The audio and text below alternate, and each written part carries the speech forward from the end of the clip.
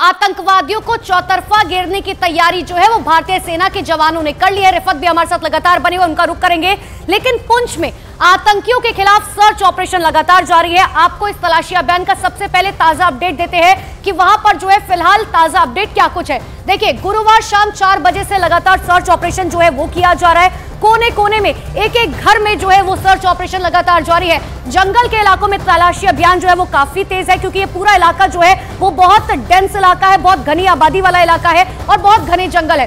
राजौरी में इंटरनेट की सेवाएं जो है वो पूरी तरीके से बंद कर दी गई हैं। इतना ही नहीं, सुरक्षा बलों ने 20 लोगों को हिरासत में लिया है, जिनसे पूछताछ की जा रही है। एनआईए ने आतंकी हमले की जांच पड़ताल शुरू कर दी है। कल एनआईए की टीम वहां पर पहुंची थी। हमले वाली जगह पर कई लेयर घेरेबंदी जो है वो की गई, यानी कि सिक्योरिटी पूरी तरीके से टाइट कर दी गई है। तलाशी अभियान में हाईटेक उपकरणों की मदद ली जा रही है, यानी कि एडवांस टेक्नोलॉजी का इस्तेमाल जो है वो किया जा रहा है। तो ये 8 ताजा अपडेट आपको बता रहे हैं। अभी तक पुंछ में आतंकियों के खिलाफ जो सर्च ऑपरेशन जारी है उसको लेकर क्या कुछ अपडेट है। लेकिन तलाशी अभियान में हाईटेक जो उपकरण है उनका इस्तेमाल किया जा रहा है। लगातार मेरे सहयोगी रिफत हमारे साथ बने हुए। रिफत, 20 लोगों को अब तक हिरासत में लिया गया है। कहा यह भी जा रहा है कि लोकल जो लोग थे उनका इस्तेमाल करके आतंकवादी आगे बढ़े थे। क्या माना जाए कि और लोगों को हिरासत में लेकर पूछताछ की जाएगी?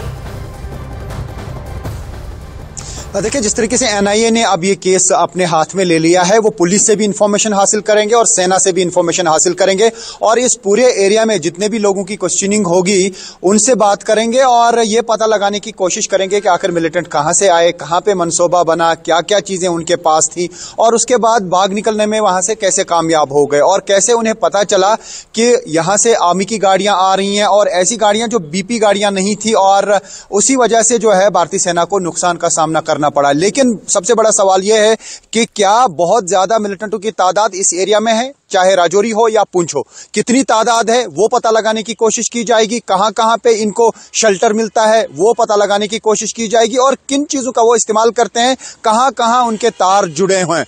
और खास तौर से जिस तरीके से वर्चुअल सिम की बात कर रही थी कोमल, तो ऐसे में ये होता है कि अगर सिम कार्ड बदलना होगा तो कोई फैसिलिटेट उसको करता है और उसके बाद वो उसी मोबाइल फोन में, यानी किसी को वहां फिजिकली जाने की जरूरत नहीं है, जो उनके पास मोबाइल फोन है उसका सिम बदला जा सकता है वर्चुअली, यानी फिजिकल सिम कार्ड उसको लगाने की जरूरत नहीं है।